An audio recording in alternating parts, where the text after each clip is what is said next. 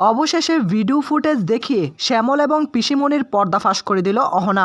বড়লোক ঘরের ছোট বউ ধারাবাহিকের 111 নম্বর পর্বটি পেতে চ্যানেলটিকে সাবস্ক্রাইব করে দেখতে থাক। শুরুতে আমরা দেখতে পারবো অহনা বাড়ির বাইরে ঘুমিয়ে থাকে, তাকে কোনোভাবেই ঘরের ভিতর ঢুকতে দেবে না।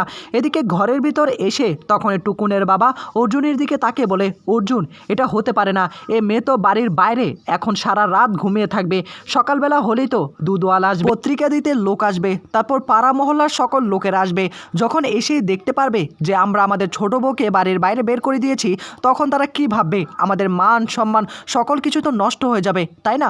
অর্জুন তখন বলে, তাই আমি এখন করবোটা কি সেটাই তো বুঝতে পারছি না। আমি তো স্পষ্ট জানিয়ে দিয়েছি আমি অহনার সঙ্গে কোনোভাবে সংসার করতে পারবো না, তাকে তো আমি বাড়ির বাইরে বের করে দিয়েছি, তারপরও আমি আর কি করতে পারি?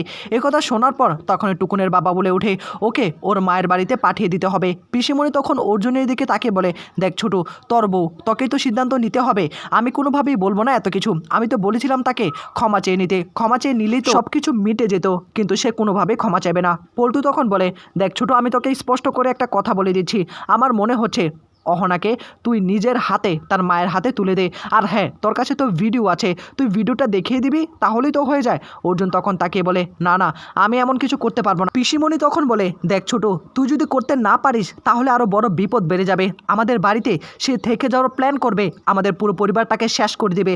আমি কখনো চাইবো না তোর জীবনটা এভাবে শেষ হোক, তাই আমি তোকে বলছি, আমি পিসি হয়ে তোকে বলছি, তুই অহনাকে নিজের হাতে ওর মায়ের হাতে তুলে দিবি এবং ভিডিওটা দেখিয়ে দিবি, তাহলেই হয়ে যাবে। একথা শোনার পর তখনই টুকুনের মা বলে ওঠে, দেখ ছোট, আমি একটা কথা বলে দিচ্ছি, যদি অহনা এই বাড়িতে থাকে তাহলে কিন্তু আমরা কোনোভাবে এই বাড়িতে থাকবো না। যে বাড়িতে আমাদের সম্মান নেই, এই বাড়িটাকে পুরো মান সম্মানহীন করে ফেলেছে ওই মেয়ে। ওই মেয়ে কী করেছে পাড়া মহল্লার সকলে কিন্তু তা খুব ভালো করেই দেখতে পেয়েছে। এখন যদি এই মেয়ে এই বাড়িতে থাকে, আমাদের মান সম্মান নষ্ট হয়ে যাবে, আর আমরা এই বাড়িতে থাকতে পারবো না, এটা কিন্তু স্পষ্ট জানিয়ে দিলাম। এদিকে তখনই অর্জুন বলে, তা আমি এখন করবোটা কি? পল্টু তখন অর্জুনের কাছে এসে বলে, আমারও ঠিক একই কথা মনে হচ্ছে ছোট, তুই এক কাজ কর, শেষবারের মতো অহনাকে তার মায়ের বাড়িতে তুই নিজের হাতে দিয়ে আয়, আর এতে করে আমাদের আর কোনো দোষ থাকবে না। দেখ, ও যদি নিজে নিজে কোনোভাবে না যায়, এই বাড়িতে থেকে যাওয়ার প্ল্যান করে, তাহলে আমাদের পরিবারটাকে শেষ করে দিবে, আর আমি চাই না তুই কোনোভাবে ওর সঙ্গে সংসার করিস, ও কিন্তু তোকে শেষ করে দিবে, আমি তোকে বলে দিলাম। অর্জুনকে নানা কুপ্রস্তাব দিতে শুরু করে সকলে। অর্জুন এই সব কিছু শোনার পর তখনই সিদ্ধান্ত নেয়, সকলের কথা মতো তখনই অর্জুন সিদ্ধান্ত নেয় যে সকলের কথা মতো অহনাকে তার মায়ের বাড়িতে পাঠিয়ে দিয়ে আসবে নিজের হাতে। একথা শোনার পর পিসিমণি ভীষণ খুশি হয়ে যায়। অন্যদিকে চায়ের দোকানে শ্যামল এবং তার বন্ধুবান্ধব মিলে চা খাচ্ছিল। শ্যামল তখন বলে ওঠে, আজকে যা একটা কাণ্ড করে আসলাম না, আসলে ওই পল্টু দাদার আমাকে টাকা দিয়েছে এরকম একটা কাজ করার জন্য, বাড়ির ছোট বউকে আজকে বাড়ি ছাড়া করবে। একথা শোনার পর তখন তার বন্ধুবান্ধবরা বলে, কত টাকার বিনিময়ে এই কাজটা করলে, আর আসলেই কি ওই মেয়েটাকে বাড়ি থেকে বের করে দিবে? তখন এবার শ্যামল বলে ওঠে, হ্যাঁ তাই তো মনে হচ্ছে, বাড়িতে যা ঝগড়া দেখে আসলাম না, আসলে ওই মেয়েটাও এরকম, এই মহল্লাতে থাকার কোনো রাইট তার নেই, এই মেয়ে থাকলে না পুরো মহল্লাটাকেই একদম বস্তি বানিয়ে ফেলবে। এই কাজটা করে দিলাম, এতে করে আমাদের মহল্লার ভালো হবে। একথা শোনার পর কিছুক্ষণ পরই সেখানে টুকুন চলে আসে। টুকুন এসেই তাদের সমস্ত কথা শুনতে পায়, আর তখনই আড়াল থেকে সমস্ত কথা ভিডিও করে নিতে শুরু করে। শ্যামল জানায় যে সামান্য টাকার বিনিময়ে সে এই কাজ করেছে, অহনার শরবতের মধ্যে ভাং মিশিয়ে দিয়েছে, আর এইসব কিছু জানতে পেরে তার বন্ধুরা প্রশ্ন তোলে, কিন্তু কত টাকা? তখনই শ্যামল বলে, আমি কি টাকার জন্য এই কাজ করেছি নাকি? টাকার জন্য এই কাজ করিনি। শ্যামলের বন্ধুবান্ধবরা তখন বলে, আমি তোমাকে ভালো করে চিনি, টাকার জন্যই তুমি করেছো, কিন্তু কত টাকা? শ্যামল তখন বলে, আরে পেয়েছি, ওরা যা কিপটা, সামান্য টাকা দিয়েছে। কিছুক্ষণ পরে টুকুন সেখানে চলে আসে। তখনই শ্যামল বলে, কি ব্যাপার টুকুনদা, তুমি হঠাৎ করে এখানে আসলে যে? টুকুন তখন বলে ওঠে, আসলে এখান দিয়ে আমি যাচ্ছিলাম, আর সেজন্য ভাবলাম তোমাদের সঙ্গে একটু কথা বলে যাই। টুকুনকে দেখে প্রথমে শ্যামল ভয় পেয়ে যায়। শ্যামল তখন বলে ওঠে, তা তোমার বাড়ির কি অবস্থা? ওই মেয়ে কি বাড়ি থেকে বের হয়েছে? টুকুন তখন বলে, কি আর বলবো, আজকে ওকে ঘাড় ধাক্কা দিয়ে বাড়ি থেকে বের করে দেব, আমাদের মান সম্মান সকল কিছু নষ্ট করেছে, তারপরও কি করে ওকে এই বাড়িতে রাখবো? অহনাকে কোনোভাবে এই বাড়িতে রাখা যাবে না। এদিকে শ্যামল টুকুনের মুখে কথা শোনার পর ভীষণ রকম খুশি হয়ে যায়। টুকুন তখন বলে, তা তোমরা কেন এখানে দাঁড়িয়ে থাকবে? তোমরাও তো মহল্লার মানুষ, তাই আমি সিদ্ধান্ত নিয়েছি তোমরা সকলে আমার সঙ্গে যাবে, একসঙ্গে আমরা মিলে অহনাকে বাড়ি থেকে তাড়িয়ে দেব। একথা শোনার পর তখনই আবার শ্যামল বলে ওঠে, আমরা কি আসলেই যাব? যাও কি উচিত হবে নাকি? টুকুন তখন বলে, আরে হ্যাঁ, যাবে না কেন? তুমি তো সবসময় আমাদের বিপদে আপদে পাশে থাকো, আর আজকে এরকম একটা দিনে তুমি আমাদের পাশে থাকবে না? অবশ্যই যেতে হবে।